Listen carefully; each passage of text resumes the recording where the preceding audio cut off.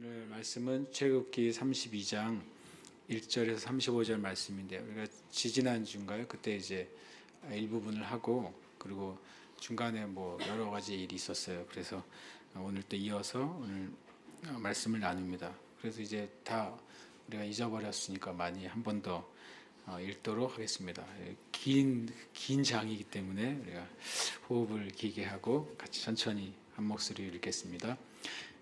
백성이 모세가 산에서 내려옴이 더딤을 보고 모여 백성이 아론에게 이르러 말하되 일어나라 우리를 위하여 우리를 인도할 신을 만들라. 이 모세 곧 우리를 애굽 땅에서 인도하여 낸 사람은 어찌 되었는지 알지 못함이니라. 아론이 그들에게 이르되 너희의 아내와 자녀의 귀에서 금고리를 빼어 내게로 가져오라. 모든 백성이 그 귀에서 금고리를 빼어 아론에게로 가져가매 아론이 그들의 손에서 금고리를 받아 부어서 조각칼로 새겨 송아지 형상을 만드니 그들이 말하되 이스라엘아 이는 너희를 애굽 땅에서 인도하여 낸 너희의 신이로다 하는지라. 아론이 보고 그 앞에 제단을 쌓고 이에 아론이 공포하여 이르되 내일은 여호와의 절일이니라 하니 이튿날에 그들이 일찍이 일어나 번제를 드리며 화목제를 드리고 백성이 앉아서 먹고 마시며 일어나서 뛰놀더라. 여호와께서 모세에게 이르시되 너는 내려가라. 네가 애굽 땅에서 인도하여 낸 내 백성이 부패하였도다. 그들이 내가 그들에게 명령한 길을 속히 떠나 자기를 위하여 송아지를 부어 만들고 그것을 예배하며 그것에게 제물을 드리며 말하기를 이스라엘아 이는 너희를 애굽 땅에서 인도하여 낸 너희 신이라 하였도다. 여호와께서 또 모세에게 이르시되 내가 이 백성을 보니 목이 뻣뻣한 백성이로다. 그런즉 내가 하는 대로 두라. 내가 그들에게 진노하여 그들을 진멸하고 너를 큰 나라가 되게 하리라.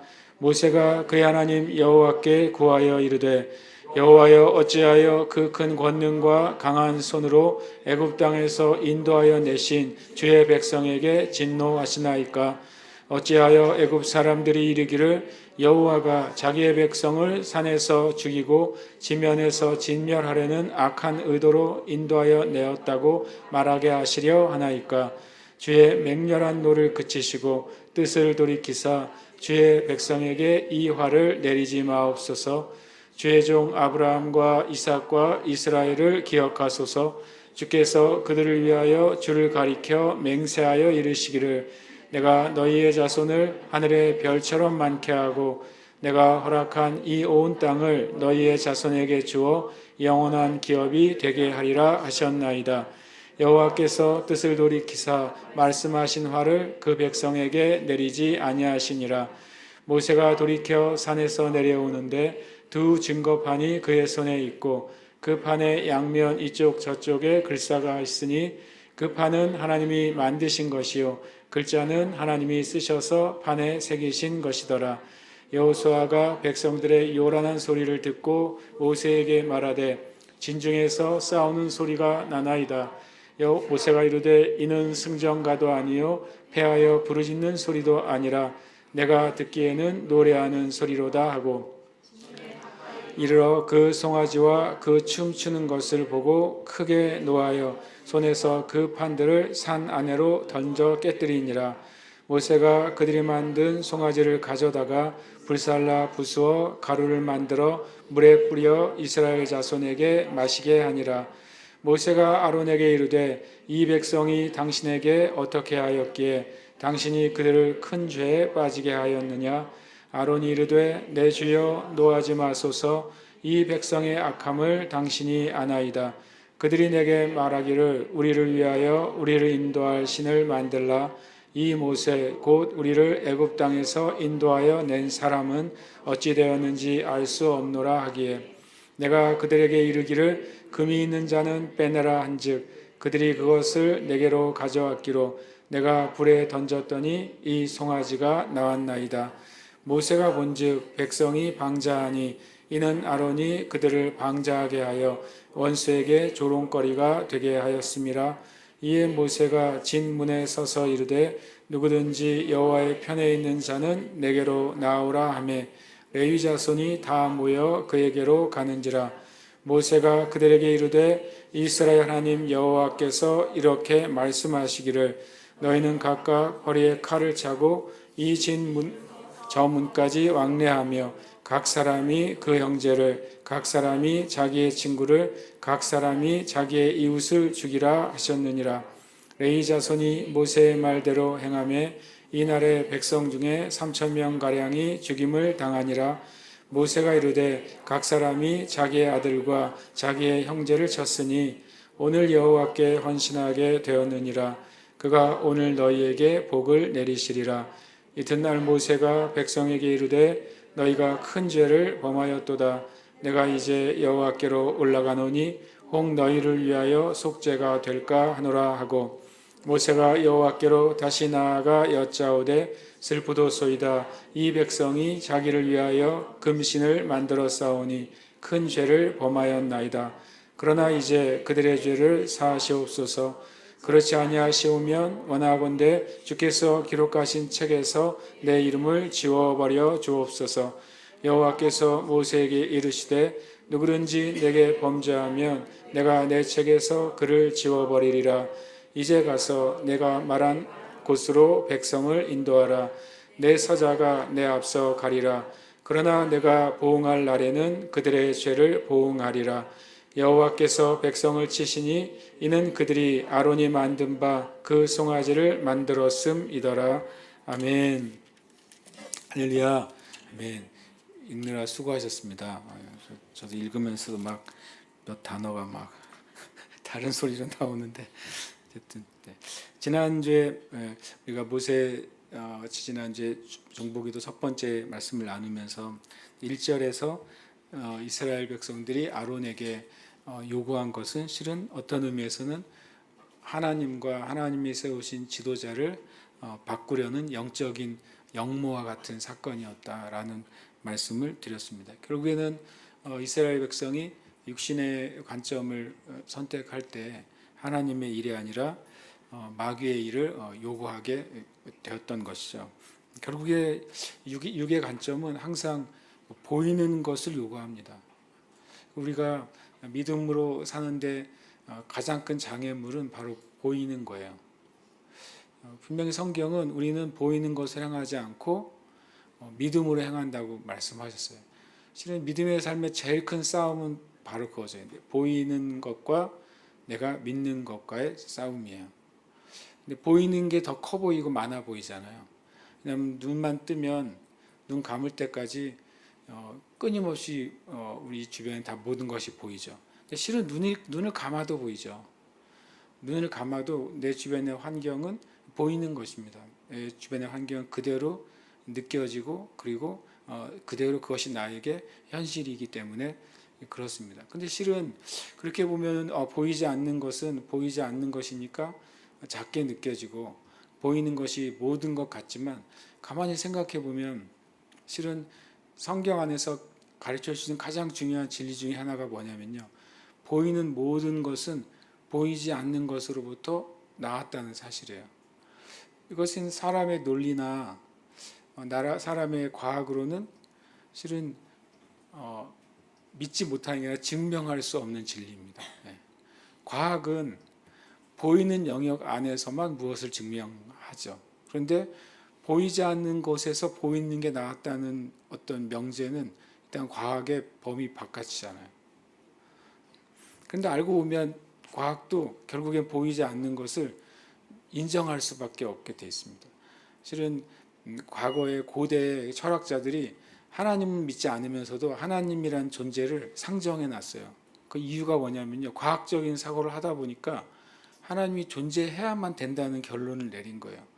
그게 뭐냐면 과학은 딱 두 단어거든요. 뭐냐면 과학은 원인과 결과예요. 과학이 왜 존재하게 됐냐면 굳이 표현하면 무엇이 있는데 이게 왜 존재하지? 이게 사람이 궁금한 거예요. 하늘에 번개가 번쩍이는데 저 번개가 왜 번쩍이지? 인간이 궁금해지는 거예요.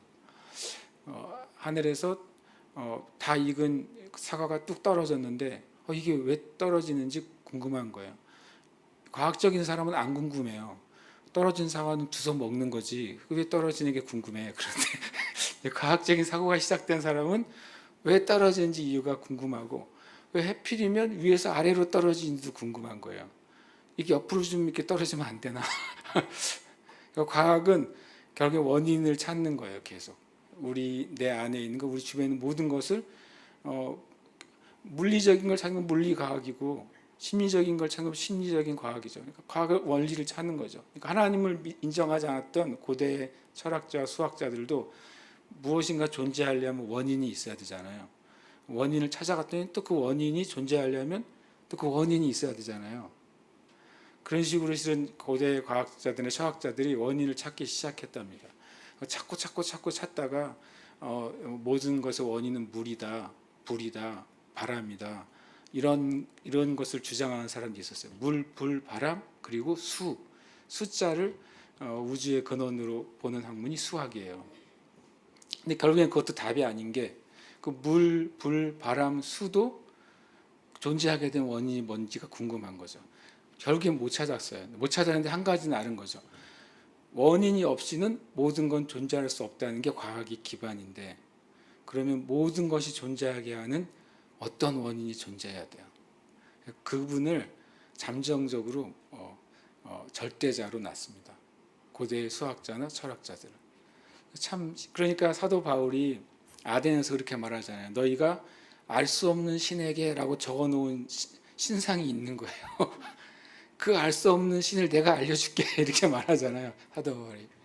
그리고 그분이 하나님이라는 사실을 말하고 그 하나님이 우리를 구원하시기 위해서 예수님을 보셨다는 사실을 아테네 문장 중에 하나가 신들의 고향이에요. 그래서 우리가 여기서 뭘 말해야 됩니까? 니들이 말하는 그 알 수 없는 신이 바로 하나님인 걸 말해야 되는 땅도 이 땅이에요. 어쨌든 그러니까 뭐냐면 보이지 않는 것으로부터 보이는 게 나올 수밖에 없는 거죠. 그렇지 않으면 모든 건 존재할 수가 없어요. 그래서 하나님만이 유일한 근원이에요.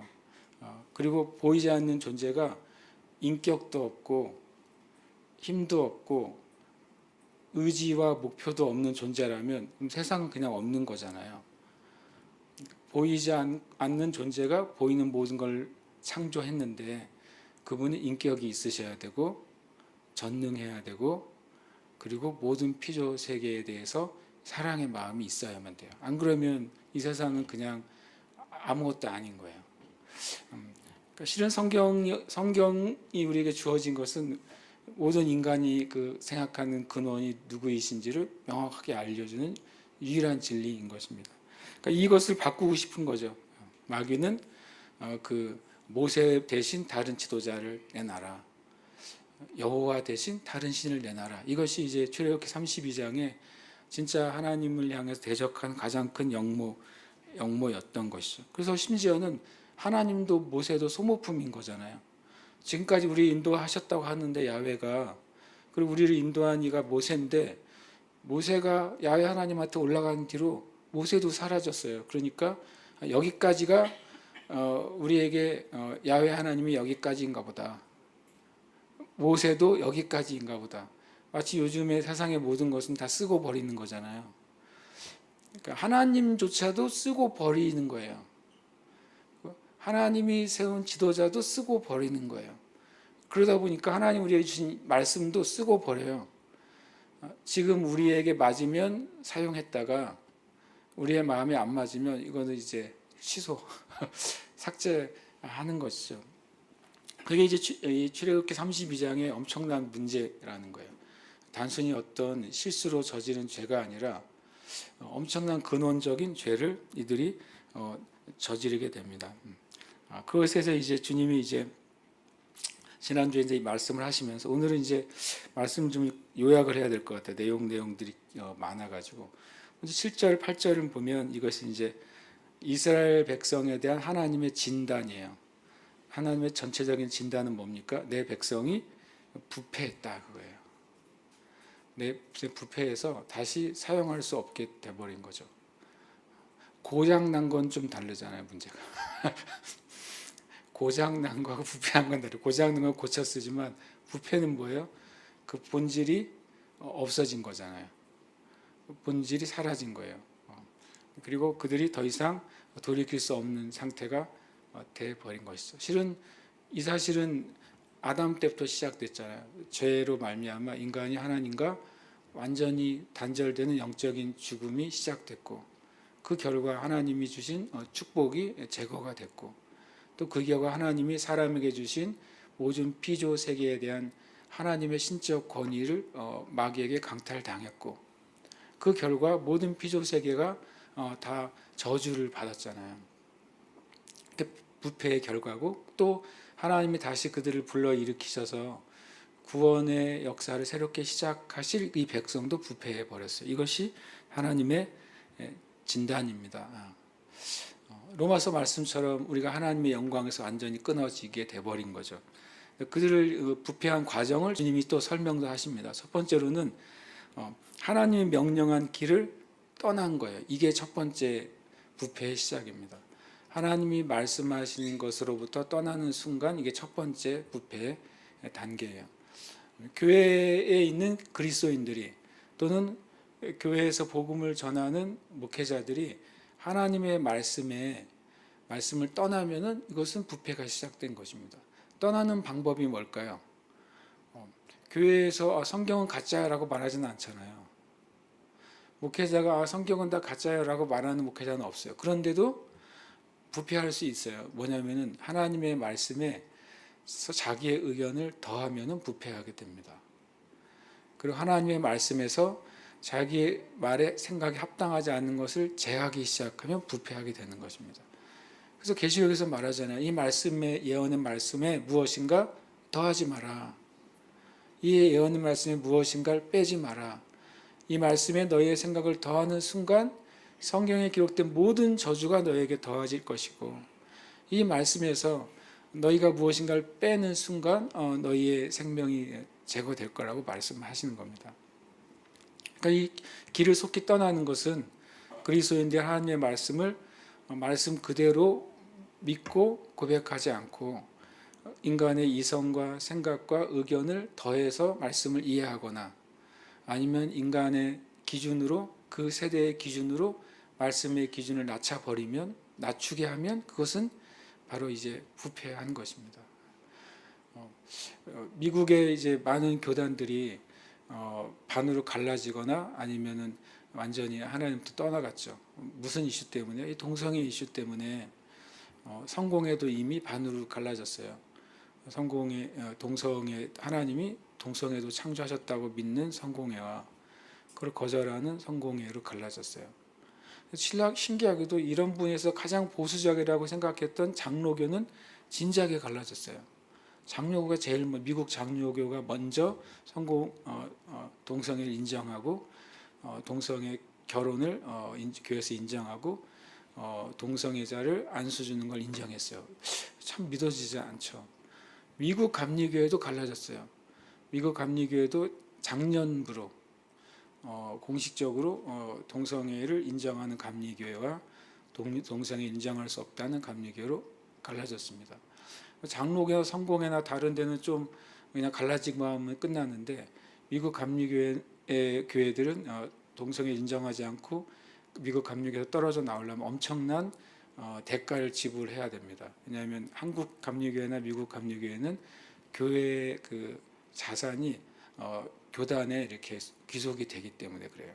그러니까 만약에 교단에서 동성애를 인정해 버렸어요. 미국 감리교회가 투표를 했는데, 그동안 수십 년간은 지켜왔는데 이게 뒤집혔어요. 그러니까 이제 이걸 원하지 않는 사람은 나가, 이렇게 된 것이죠. 근데 나가는데 제사는 못 가지고 나가요. 미국 감리교회니까. 미국 감리교회 만약에 동성애를, 젠더 이데올로기를 거절하고 나온 감리교회들은 진짜로 이것을 위해 주님 앞에 많은 대가를 지불한 교회와 목회자들입니다. 그런데도 놀랍게도 지난 1년간 제가 읽은 기사로는 6,7천 교회가 나왔어요. 감사했어요. 제가 대가를 지불하고서라도 하나님의 진리를 떠날 수 없다고 생각하는 교회와 목회자 성도들이 아직 있구나라고 제가 생각을 하게 됐습니다. 그래서 다른 감리교단을 하나 세웠습니다. 미국 감리교회를 UMC라고 해요. United Methodist Church. 한국 감리교회는 코리아겠죠. 코리아 메소디스트 처치. 이 새로 나온 감리교회는 안 되겠다. 이렇게 나라 이름이 아니라 온 세상의 감리교회가 이제 주님이 주신 진리를 지키는 감리교회가 돼야겠다. 그래서 GMC를 세웠어요. 글로벌 메소디스트 처치. 어느 나라도 상관없이 이 성경의 진리대로 살고자 하는 감리교회는 이 GMC로 모이자. 이렇게 깃발을 하나 새로 들었어요. 그래서 제가 생각했죠. 그러지 않길 기도하지만 만약 한국 감리교회가 그러면 갈 곳이 하나 생겼어요. GMC. 그래서 그러지 않기를 기도합니다.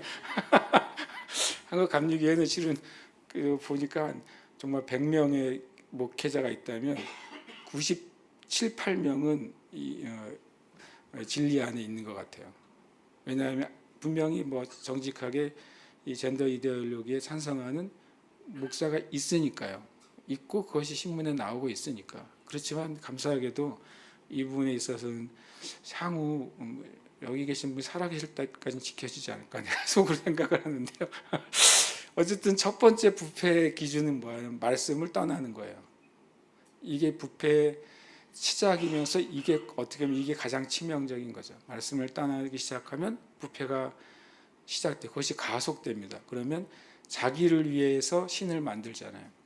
자신들만의 교리, 자신들만의 종교, 자신들만의 사상을 세우는 것입니다.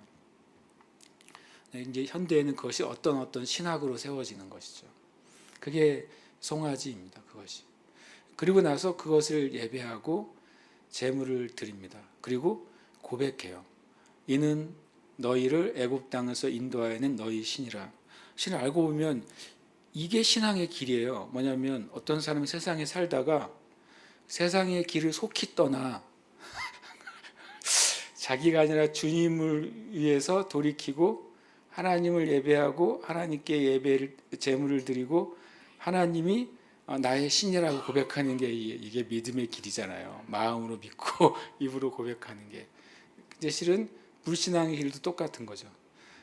반대의 길을 똑같이 가는 거예요. 하나님께 와야 될 길에 반대로 그대로 나아가면 이제 불신앙이 되는 거죠. 이것이 이제 하나님이 이스라엘 백성에 대한 영적인 진단이에요. 너희들은 부패했고 그리고 돌이킬 수 없게 됐다는 것이 주님의 진단이죠.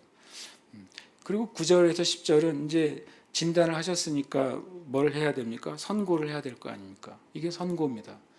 이 죄에 대한 심판의 선고가 뭐냐면 그들은 목이 뻣뻣한 백성이라는 거예요. 이미 그들이 주님을 향해서 완전히 스스로 결정을 한 거예요. 하나님께 돌이키지 않기로 결정한 상태인 거죠. 목이 뻣뻣한 거는 돌아가지 않는 상태인 거잖아요. 하나님께 마음을 돌이킬 생각이 없게 됐어요. 굉장히 놀랍게도 단 40일 만에 그런 일이 일어나 버린 거예요.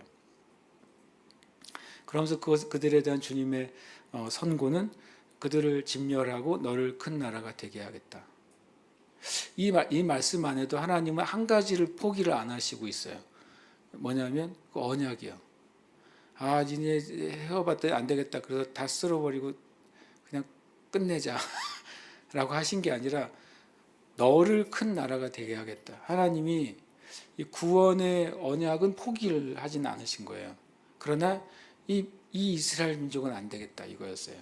이게 하나님의 선고였죠. 근데 또 하나님 말씀을 제가 가만히 읽다가 7절부터 10절까지 읽다가 은근히 속에서 한 가지 올라오는 그 하나님의 마음을 제가 하나 읽게 됐어요. 여러분 진짜 화나면 어떻게 됩니까? 진짜 화나면 그냥 하죠. 무슨 이렇게 모세한테 굳이 그걸 보고하듯이 말할 필요가 뭐가 있어요.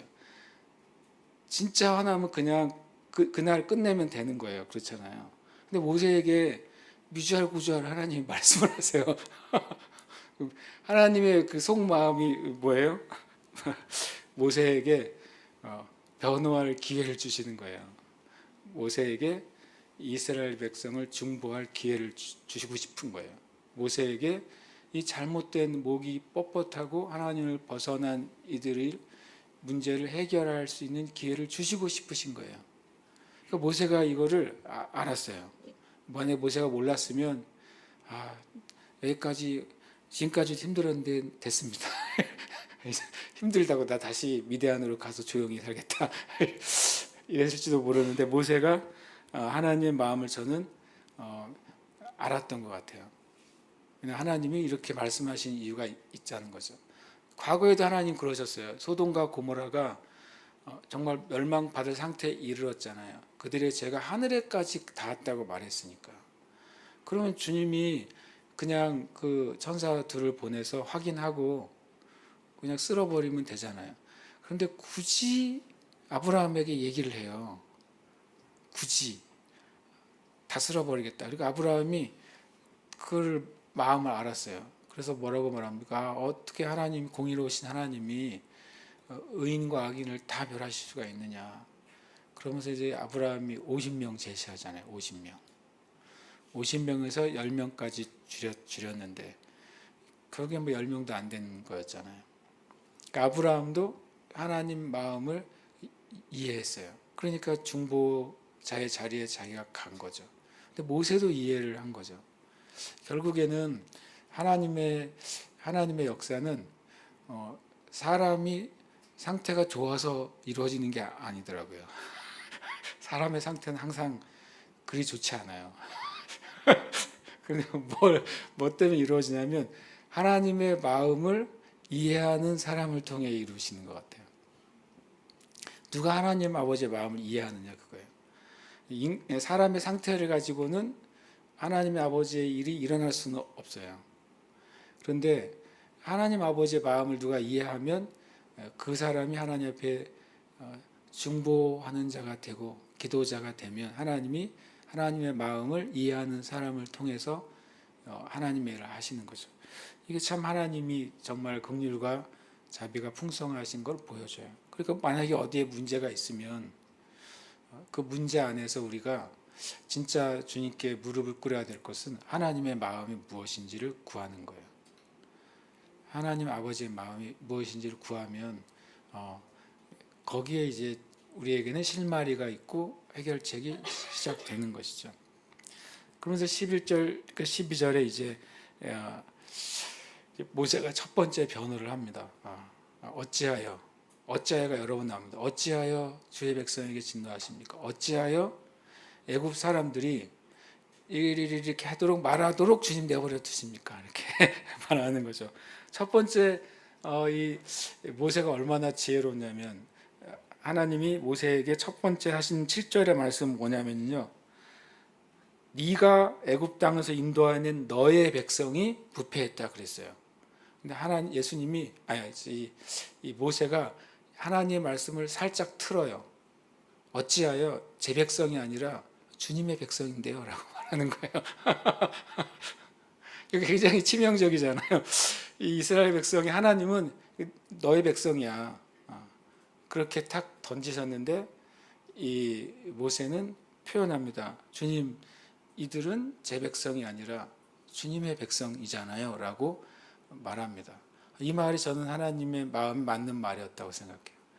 하나님이 모르셔서도 아니고 부정하셔서도 아니라 이 말이 중요한 말인 거예요. 주의 백성이라는 것이죠. 주님이 창조하셨고 주님이 다시 구원하시기 위해서 주님의 값주고 사신 주의 백성이라는 거예요. 이 사실을 확인시키고 환기시킵니다. 중보기도는 세상에 없던 영적인 문장을 만들어내는 게 아니라 중보기도는 하나님 앞에 하나님이 하신 말씀을 다시 기억해 드리는 거예요. 그게 중보기도예요. 그래서 어찌하여 애굽 사람들이 여호와가 자기 백성을 이 산에서 끌고 와서 다 죽이려고 하는 악한 의도로 인도해 내었다고. 죽이려고 열재앙도 하고 죽이려고 홍해도 가르고 잘 죽이려고 밤낮으로 먹이고 그래서 산에서 다 잡는 거예요. 그러려고 인도해 냈다고 애굽 사람들이 말하게 하려고 합니까? 참 제가 식으로 표현했지만 좀 그런 식이잖아요. 그런 건 정말 주님 이건 말이 아니에요. 이렇게 예, 하나님께 모세가 되게 지혜로운 것 같아요. 그러니까 이 백성을 주님 심판하시면, 그러니까 심판해야 됩니다, 아니야 된다 이미 끝난 거잖아요. 하나님의 진단에 하나님의 선고에 모세는 반박할 말은 없어요. 하나님이 공의로우시니까 거기에 더할 수 있는 말은 없는데, 이렇게 되면 하나님의 영광이 오히려 손상되고 가려집니다라고 말한 거죠. 두 가지예요. 이 백성은 하나님 백성이고, 이 백성이 심판받으면 하나님의 존귀한 영광이 손상되고 없어집니다. 그러니까 뜻을 돌이키셔서 주의 백성이 이 화를 내리지 말아주세요라고 기도한 거죠. 실은 기도라기보다 하나님 앞에서 일종의 변호를 한 거잖아요. 하나님이 이사야서에서 너는 나와 변론하자 그랬었잖아요. 참 그것을 먼저 한 사람이 모세인 거예요. 이사야는 한참 뒤인데 하나님이 이미 주님이 변론해 본 경험이 있는데 모세하고 해본 거죠.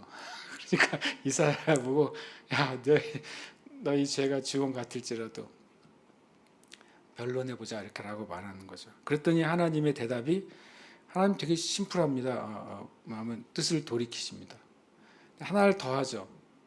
하나님의 뜻을 돌이키시는데 첫 번째로는 하나님의 백성이라고 말하고 하나님의 영광을 가지고 얘기했지만, 두 번째 더 치명적인 것은 뭐냐면 하나님의 아브라함과 이삭과 이스라엘을 기억해 주세요. 주님이 맹세하셨잖아요. 그거예요. 주님이 주님의 이름을 걸고 맹세하시기를 아브라함과 이삭과 야곱 그 이스라엘에게 너의 백성이 하늘의 별처럼 많아지게 하고 내가 너에게 약속한 그 땅을 그들에게 주고 그들이 영원히 거기서 살게 할 거야 라고 제가 말한 거 아니에요. 그런 거예요. 제가 원해서 데리고 나온 것도 아니고 어쩌다가 내가 이걸 한 것도 아니고 하나님이 말씀하셨고 하나님이 맹세하신 일이시니까 우리식으로 하면요, 하나님이 책임을 지셔야죠 라고 말한 거예요. 그리고 모세는 그걸 안 거예요. 하나님은 책임을 지실 분이라는 걸 아시고 하나님은 그 일을 반드시 이루실 것이라는 사실을 아는 거예요. 다만 하나님이 두 가지를 해결해야 되는 거예요. 이스라엘 백성 안에 있는 이 패역과 죄를 해결하셔야만 되고, 그 앞에서 누군가가 중보자가 되어야 되는 일이 필요한 거예요. 이 두 가지가 있어야 하나님이 약속하시고 맹세하신 일이 이루어지게 됩니다. 그럼 우리의 삶에도 마찬가지입니다. 하나님 우리에게 성경 안에서 약속하신 말씀이 이루어질 수 있는 길은 우리 안에 있는 하나님의 약속이 이루어질 수 없게 만드는 요소가 제거돼야 돼요. 그리고 우리와 하나님 사이를 다리를 놔줄 중보자가 있으면 돼요. 그러면은 하나님이 말씀하시고 약속하신 것이 이루어집니다. 그리고 이제 그때 주님이 분명히 뜻을 돌이키셔. 이 말이 재밌어요. 뜻을 어떻게 돌이키셨어요. 저는 이 32장은 여기서 끝났으면 좋았겠어요. 뜻을 돌이키셨잖아요. 근데 이야기가 계속 이어져요. 모세가 돌이켜 산을 내려옵니다. 이게 약간 이제 성경의 그 워드 프레이예요. 단어가 묘한 방식으로 반복돼서 의미를 줘요. 예를 들어서 14절은 하나님이 뜻을 돌이키셨죠. 그랬더니 모세도 돌이켜서 내려와요. 하나님으로부터 심판을 처리하겠다는 약속을 받고서 이제 하나님을 보고 있다가 돌아서 이제 이스라엘 백성을 향해 내려오는 거예요. 뭘 가지고 하나님이 심판하지 않기로 한 약속을 가지고 여전히 지금 타락돼 있죠. 부패돼 있고 보는 것처럼 지금 상태가 심각한 이들에게 하나님의 심판을 하지 않겠다는 약속과 그 두 손에 뭘 가지고 있어요? 하나님의 언약의 말씀을 가지고 내려오고 있는 겁니다. 근데 이때 모세의 마음이 엄청 착잡합니다. 왜냐하면 하나님 뜻을 돌이키셨지만 자기는 아직 하나님이 말씀하신 이스라엘 백성이 그 부패한 것을 보지는 못했어요. 하늘에서 주님이 말씀하신 거였으니까. 그러니까 하나님이 심판은 돌이키셨는데 이 백성들은 어떤 상태일까? 이들이 하나님이 심판하시기로 하셨다가 돌이키셨다고 하는 말을 받아들일 수 있을까? 그들이 정말로 그 부패함으로부터 돌이킬 수 있을까? 이것이 실은 모세의 저는 착잡한 심정이었을 거라고 생각이 들어요. 그리고 또 한 명의 사람 있죠. 출애굽기에는 모세가 주연인데 끊임없이 등장하는 한 사람이 있어요. 여호수아예요. 여호수아가 어디 있었을까? 저는 되게 궁금해요. 모세가 40일 동안 올라가 있는 동안 여호수아는 산 아래 있었단 말이에요. 이스라엘 백성들이 부패하는 동안에 여호수아는 또 그 사이에 있었어요. 그래서 여호수아가 나중에 뭐 여호수아를 우리가 연구하면 여호수아만큼 정말 뭐라 그럴까 특별한 캐릭터가 좀 드문 것 같아요. 여호수아는. 근데 여호수아도 약관에 40살이잖아요. 모세는 80살. 80살의 어르신을 이제 섬기는 비서잖아요. 여호수아가. 근데 자기 어르신이 지금 올라가 40일 동안 안 보여요. 자기는 거기 산 아래에 기다리는 거예요. 올라갈 수는 없죠. 그리고 이스라엘 백성이 갈 수도 없어요. 왜냐하면 자기는 모세가 올 때까지 기다려야 되니까. 대단한 사람이죠. 엄청 충성되고, 그리고 그 자기에게 맡겨진 거를 그냥 묵묵히 수행하는 참 귀한 사람이 여호수아입니다. 어쨌든 이런 마음을 가지고 내려왔어요. 내려온 다음에 그 다음에 이제 사달이 납니다. 여호수아가 이제 양대를 했으니까 여호수아가 얼마나 반가웠겠어요. 모세가 양손에 뭔가 엄청난 걸 들고 오니까 또 엄청 충만했겠죠. 충만해서 이제 정말 은혜 충만하게 내려오는데 소리가 들리니까 여호수아가 혹시 우리가 올라간 사이에 전쟁이 일어난 거 아닌가 생각한 거예요. 여호수아는 이거 밑에 이거 전쟁이 일어난 거 아니냐, 싸우는 소리가 납니다라고 말했어요. 그랬더니 모세가 이건 승전가도 아니고 패에서 부르짖는 소리도 아니고 신나게 노래하는 소리다, 그렇게 말합니다. 그리고 그것을 실제로 보게 되죠. 그 금송아지를 보게 되고 그 앞에서 술 취하고 춤추고 제가 말한 것처럼 이 성행위 하는 것을 본 거죠. 그리고서 그걸 보고서 모세가 깨달았어요. 이들은 주님의 이 거룩한 말씀을 받을 수 있는 존재가 아니구나. 주님이 직접 써주신 이 거룩한 말씀을 받을 수 있는 상태가 아니라는 걸 아는 거예요. 그래서 성경적으로는 던져서 깨트립니다. 유대인들은 이 모세에게 조금이라도 실수가 있다는 사실을 말하고 싶지 않아가지고 유대인들은 어떻게 해석했냐면 모세가 그 주님의 두 돌판을 가지고 내려갔는데 그때 이 송아지가 춤추는 걸 보고서 모세가 엄청 분노했다 그래요. 그때 하나님의 분노도 같이 임해서 모세가 들고 있었던 조그마한 두 돌판의 무게가 엄청나게 무거워졌다는 거예요. 그래서 모세가 들고 있을 수가 없어서 떨어뜨려서 깨졌다. 유대인들이 이렇게 해석합니다. 왜냐하면 유대인들에게 모세는 너무 존귀한 존재거든요. 모세가 조금이라도 실수하면 안 되기 때문에 그렇게 해석을 해놨어요. 토라 포션에는. 그거 상관없이 어쨌든 더 정말 중요한 사실은 이들이 완전히 타락해 있었기 때문에 거룩한 하나님의 말씀을 받을 상태가 아니었어요. 그래서 첫 번째 주님의 직접적인 계시와 주님의 손으로 쓰신 두 돌판은 깨져 버립니다. 그리고 모세가 내려가지고 송아지를 정말 때려 부수고 불살라고 정말 가루를 만들어서 그 물을 죄 지은 자들에게 마시게 합니다. 그런데 제가 이거 보다가 언약은 깨지고 그들이 죄를 마시게 됐어요. 그 다음 보면은 이제 아론에게 말합니다. 너 어째서 너라고 안 했겠죠? 형님 이렇게 말했겠죠. 그들을 이렇게 큰 죄에 빠지게 했습니까? 라고 묻습니다. 얼마나 고통스러운 질문이에요. 그랬더니 이제 아론이 참 두려웠었나 봐요. 그 모세가 살아온 것도 두렵고 모세가 정말 살벌한 하나님의 분노가 그에게 있는 것도 두렵고, 우리가 아는 것처럼 신명기나 다른 지사 보는 것처럼 모세가 내려왔을 때 모세의 얼굴에 하나님의 영광의 빛이 있었잖아요. 얼마나 모세가 두려웠겠어요. 모세에게 하나님의 영광의 빛이 있고 그리고 모세를 통해서 진짜 이거는 큰일이라는 걸 깨달았겠죠. 그런데 뭐라고 말하냐면 이 백성의 악함을 당신이 아십니다. 자기는 빼요. 아론이. 자기는 나 빼고 이렇게 자기가 해놓고서 참 죄를 지었을 때 우리가 그래도 살 길은 뭐냐면 회개하는 길인데 아론이 자기는 빼잖아요. 이 백성이 악하다 이렇게 말해요. 그리고 그들이 와서 우리를 위해서 우리 인도할 신을 만들라고 나한테 요구했고 내가 그들의 그 엄청난 기세에 눌릴 수밖에 없었다. 이런 뉘앙스가 속에 계속 스며들어 있잖아요. 그래서 뭐라고 표현하면 내가 그들에게 그러면 금이 있는 자는 갖고 와봐라고 말했다고 말해요. 사실은 사실인데 온전한 사실이 아니죠. 그러니까 뭐냐면 거짓이 섞여 있는 사실은 거짓이에요. 그렇잖아요. 거짓이 조금이라도 섞여 있는 사실은 거짓입니다. 마귀는 항상 그렇게 말합니다. 마귀는 사실을 얘기하는데 거짓이 섞인 사실을 얘기하는 거죠.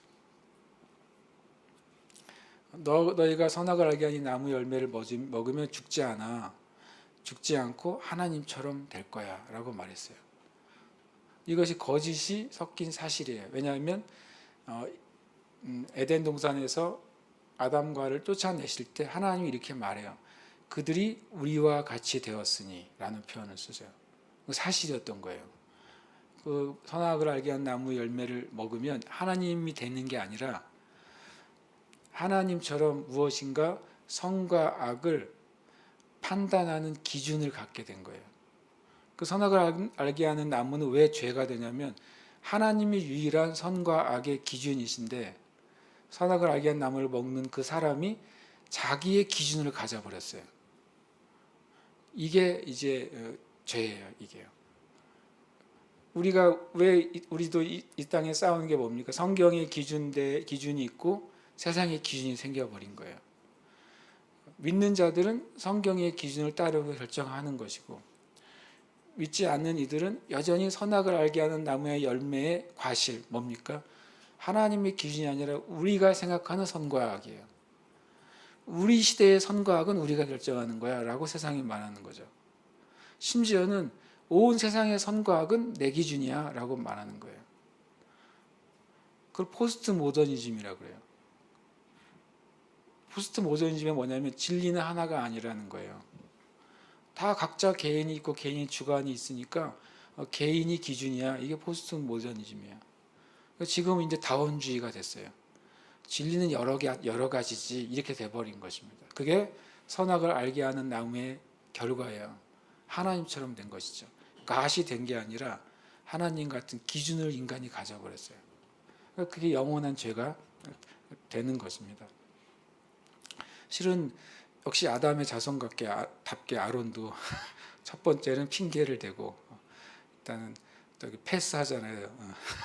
자기 죄를 백성들에게 전가시켜요. 아담도 자기 죄를 아내에게 전가시키잖아요. 인생이 똑같아요. 회개하지 않는 인생은 다 똑같아요. 그리고 나서 자기는 책임이 없다고 손을 뺀다. 어떤 식으로 빼냐면 금을 불에 던졌더니 송아지가 나왔대요. 진짜 신이죠 이러면 얘가 대단한 것 같아요. 또 이런 생각을 했는지 모르겠어요. 아론이 저는 너무 두려워서 이렇게 한 것 같아요. 스스로 만들어졌다고 말하는 거예요, 송아지가. 그러니까 참 송아지에 뭘 부여했어요? 신성을 스스로 부여했어요. 우상이 뭡니까? 우상은 아무것도 아닌데 인간이 부여해요. 죄송하지만 수많은 절에 있는 부처들은 아무것도 아니에요. 인간이 거기에 의미를 부여하고 인간이 거기에 영성을 부여하고 인간이 거기에 권위를 부여해서 스스로 종이 되고 스스로 팔려가는 거예요. 이게 성경에서 말씀하신 우상의 본질이잖아요. 우상은 아무것도 아니에요. 그 송아지를 신으로 만들었어요. 지금 아론이 스스로 송아지가 됐다고 하는 거예요. 그래서 이걸 보면서 우리가 한번 하나님 길에서 떠나가면 계속 나아가 가지고 신을 만들고 그 신에게 스스로 종이 되고 복종을 하고 영혼을 팔아버려요. 그것이 하나님을 떠난 결과고 그것이 온 세상에 퍼져 있는 거잖아요. 참 저는 너무 신기한 게 노래를 잘하는 가수들을 왜 아이돌이라고 부르는지가 너무 놀랬어요. 아이돌이 우상이잖아요. 아이돌이 우상이라는 거 다 사람들이 다 까먹었어요. 영어로 아이돌의 뜻은 유명한 엔터테이너가요. 원래 뜻이 뭡니까? 아이돌은 우상이거든요. 우상. 몰랐나 보네요. 사전을 찾아보세요. 아이돌은 가수가 아니라 영어 뜻으로 물이 영어로 셀프가 아닌 것처럼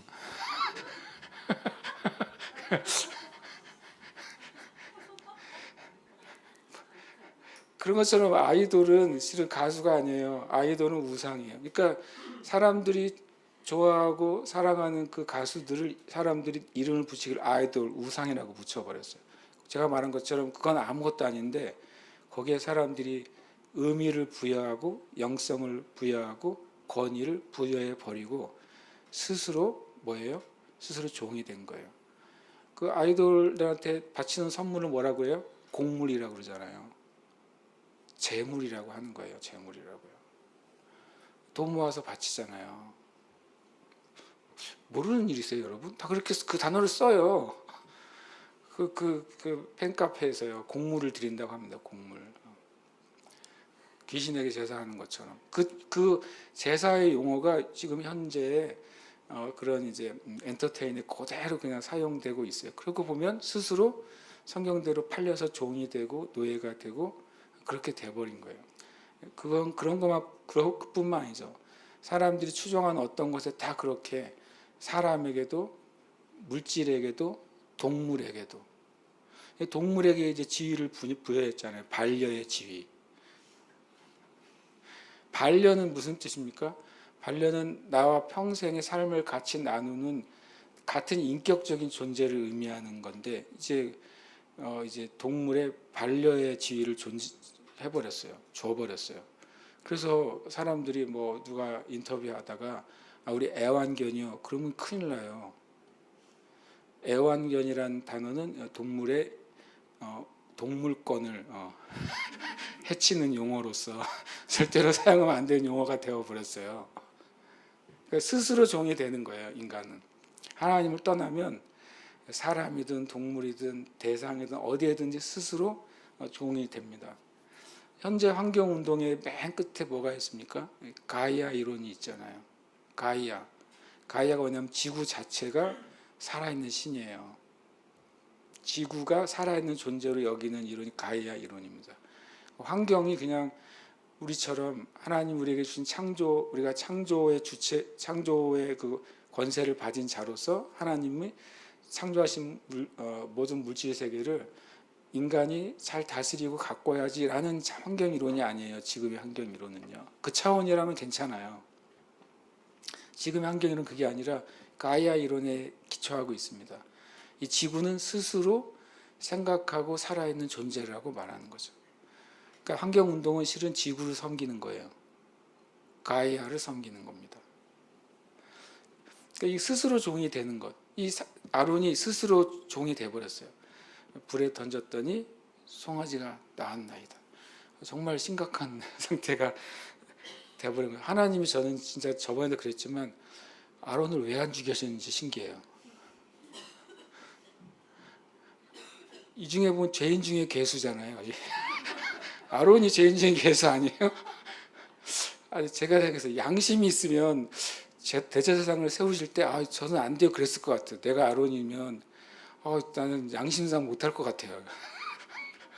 자기 때문에 지금 좀 이따 3,000명이 죽어요. 엄청 심각한 상태가 벌어졌잖아요. 그런데 대제사장을 세워요. 그래서 저는 최소한 아론은 하나님 앞에 진짜 겸손했을 것 같아요. 자기가 보기에 자기가 하나님을 대적하는 일을 했는데 자기의 죄 때문에 이스라엘 백성이 다 죄에 빠지게 됐고 심판받게 됐는데 심지어는 자기의 죄로 말미암아 3,000명이 다른 형제들에 의해서 목숨을 얻는 이런 정말 처참한 민족 상잔의 비극이 있었는데 하나님이 자기를 이스라엘 백성의 죄를 대신 하나님께 가지고 나가는 대제사장으로 세우시잖아요. 여러분이 그 입장이라면 어떻게 해서 나 같으면 쥐구멍이라도 정말 들어가서 그 아론 대제사장 위임식 날 안 나왔을 것 같아요. 아니 겁나가지고 난 못할 것 같아요. 생각해 보니까 내가 이 자격이 없다고 느꼈을 것 같아요. 그런데 아론이 하나님의 말씀에 순종했다는 소리는 저는 최소한 아론은 진짜 하나님 앞에 겸손하게 될 수밖에 없었을 것 같아요. 자기 눈앞에서 두 아들이 첫째와 둘째가 하나님께 잘못된 제사를 드리다가 불이 나와서 죽잖아요. 그때 모세가 슬퍼하지 말라고 할 때 아론은 그냥 그대로 있습니다. 자기 두 아들이 죽어서도요. 나는 왜 그럴 수 있었을까? 그랬더니 저는 이런 과정 때문에 아론이 낮아졌기 때문에 하나님 앞에 그렇게 반응할 수 있었을 것 같아요. 참 많은 생각을 하게 돼요. 이 아론을 보고. 제가 말한 죄인 중에 개수인데 하나님이 너무 놀라우신 분인 것 같아요. 근데 신약도 마찬가지잖아요. 첫 번째 스데반을 죽이는데 앞장섰던 사울을 하나님 나라를 위한 이방인의 사도를 세우시는 하나님이시잖아요. 그게 사람의 계산으로는 안 나오는 방법인데 하나님은 그 일을 또 하시잖아요. 그것이 정말 하나님의 놀라운 은혜라고 제가 생각합니다. 이게 올릴까 여기까지 해야 되겠어요. 오늘의 심정까지 가려고 그랬는데 이게 제 심정상으로는 10분을 했는데 시간상으로는 1시간이 돼가지고 이거 큰일이네요. 오늘까지 하고 기도를 좀 하고 싶은데 결론을 먼저 좀 기도를 하겠습니다. 자, 이 말씀 보다가 이 말씀을 이제 결론이긴 하지만 이 말씀을 생각하게 됐어요. 디모데전서 2장 5절에 보면 하나님은 한 분이시요 하나님과 사람 사이의 중보자도 한 분이시다. 우리가 용어 정리를 하자면 중보자는 예수님 한 명밖에 없어요. 그럼 우리가 말하는 중보는 우리는 중보 기도자이죠. 하나님과 우리 사이에 그냥 그 자체로 설 수 있는 존재는 하나님 예수님밖에 없어요. 왜냐하면 성경에 이렇게 말씀하고 계시니까. 그러나 우리는 그 중보자이신 예수 그리스도의 이름을 가지고 하나님 앞에 나가는 거예요. 우리 자신이 중보자가 아니라 예수 그리스도의 중보자이신 그분의 이름을 의지해서 하나님 앞에 중보하는 자, 중보 기도하는 자로 우리는 서도록 부름 받은 것이죠. 그 사람이신 예수 그리스도라고 말씀하십니다. 그리고 12장 24절에 여기서 중보자라는 말이 또 나와요. 새 언약의 중보자이신 예수, 그리고 아벨의 피보다 더 나은 것을 말하는 뿌린 피니라. 다음 주에 더 나누겠지만 실은 이 뒤에 모세는 이 사건 뒤에 레위 지파가 3,000명을 심판하게 돼요. 그때 모세가 다시 산에 올라갑니다. 올라갈 때 무슨 말 하냐면 하나님이 여러분들을 속죄하시기를 바랍니다. 그리고 올라가요. 그래서 그 말이 되게 신기했어요. 하나님이 심판하지 않겠다고 말씀하셨잖아요. 근데 내려와서 금송아지 갈아서 마시게 했어요. 저는 금송아지를 갈아서 마신 사람들은 안 죽었을 거라고 봐요. 그들은 회개한 거니까. 자기의 죄를 자기가 먹었거든요. 근데 그 뒤에 보면 백성이 여전히 방자하다고 그랬어요. 그 방자한 자들은 누굴까요? 거절한 거예요. 모세가 회개의 기회를 줄 때 거절한 것입니다. 그리고 하나님을 모욕하고 하나님이 세우신 모세를 모욕하고 그리고 금가루를 마신 그들을 모욕하고 그렇게 한 것이죠. 그리고 에이지파에 3,000명이 죽임을 당해요. 그때 왜 모세가 올라갔을까? 제가 묵상하다가 나중에야 알게 됐어요. 모세가 올라가서 뭘 합니까? 이들을 용서해 주세요. 그렇지 않으려면 뭐라고요? 내 이름을 생명 당신의 책에서 제거해 주세요. 자기가 중보자가 되려고 한 것입니다. 모세가. 3,000명은 죄 때문에 죽은 심판받은 것이지 그들이 속죄를 위해서 죽임당한 게 아니에요. 모세가 알았어요. 주님이 약속은 하셨는데 뭐냐면 이 죄를 대신 갚는 희생자가 필요한 것을 알았어요. 모세는. 그래서 가서 말한 겁니다. 나를 지워달라고. 이들을 살려주시고 나를 지워주세요. 하나님의 답은 뭡니까?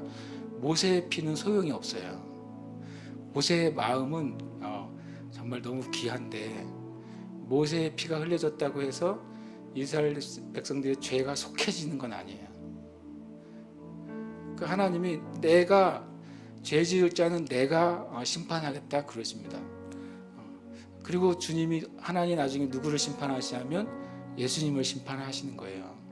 그래서 온 인류의 죄를 속죄하시는 겁니다. 이것이 하나님이 하신 일인 거죠. 근데 그 일은 아브라함 때도 있었잖아요. 아브라함 보고 이삭을 바치라고 했지만 아브라함이 자식을 바치지 않았죠. 아브라함은 믿음으로 바쳤지만 하나님이 그를 살리시고 아브라함이 하려고 했던 것을 하나님이 다시 그 모리아산이 신약에서는 어디입니까? 거기 골고다이죠. 구약의 모리아가 신약의 골고다입니다. 구약의 다윗이 이스라엘의 역병을 막기 위해서 하나님께 제사를 드렸던 아라우나의 타작마당이 신약의 골고다입니다. 그러니까 같은 장소인 거예요. 이삭이 바쳐졌던 모리아산, 다윗이 제사 드렸던 아라우나의 타작마당, 솔로몬이 성전을 세운 그 성전산, 예수님 십자가에서 죽으신 거기가 동일한 장소입니다. 하나님이 하신 거죠. 결국에 이 모든 속죄의 일은 하나님 자신이 하신 것입니다. 그래서 중보자는 두 가지 조건이 있어야 돼요. 예수님 그 자신이 희생되셔야 돼요. 누군가가 인간의 죄를 다 뒤집어 쓴 채 죄가 되어서 희생이 돼야 돼요. 심판을 다 받아야 되는 것이죠. 그리고 혼자 심판받고 끝나면 죄만 사라지지만 심판받으신 예수님으로부터 피가 뿌려졌을 때 그 다음에 그 뒤에 오고 오는 모든 세대가 그 피로 말미암아 죄사함을 받게 되는 것입니다. 저는 이제 이 오늘 출애굽기 32장에 예수 그리스도가 계신 거예요. 하나님 안에 예수 그리스도의 구원의 그 언약이 거기에 담겨져 있는 것이죠. 32장에서 이스라엘 백성이 3,000명이 아니라 3만 명이 심판받았다고 죄가 사라지는 게 아니거든요. 하나님의 죄 사함은 누군가가 대신 죄를 갚아야 사해지는 거예요. 모세가 자기가 하겠다고 했어요. 근데 하나님이 내가 하겠다고 하십니다. 그리고 주님이 골고다에서 하나님 자신이신 예수 그리스도께서, 하나님의 독생하신 예수 그리스도께서 자신의 몸을 들이시고 피를 흘리셔서 몸을 들이심으로 죄를 사하시고 피를 흘리심으로 그 주님의 보혈의 은혜가 모든 인류에게 흘러가도록 하신 것입니다. 우리가 주님 같이 기도할 때 제가 아까 그런 말씀드렸어요. 이 일은 주님이 하셨기 때문에 우리가 다시 출애굽기 32장으로 가서 그 피비린내를 맡을 필요는 없죠. 그러나 예수님이 나를 위해 하신 일을 우리는 찬양할 수 있어요. 이미 우리에게 그 일은 이루어졌고 예수님을 우리가 나의 구원자 주님으로 우리가 영접했기 때문에 주님의 속죄와 또 용서와 평화와 치유는 우리에게 임해 있습니다. 우리가 온 마음을 다해서 주님을 찬양하는 것이고 그리고 그분이 다시 오실 때까지 그 은혜를 전하고 나누는 것입니다. 하나님, 우리가 그 주님의 은혜를 찬양합니다. 저희의 삶을 통해 정말 새 언약의 중보자이신 예수님을 증거하고 예수 그리스도의 보혈의 은혜를 증거하는 삶을 살게 하여 주시옵소서. 시간 함께 기도하겠습니다.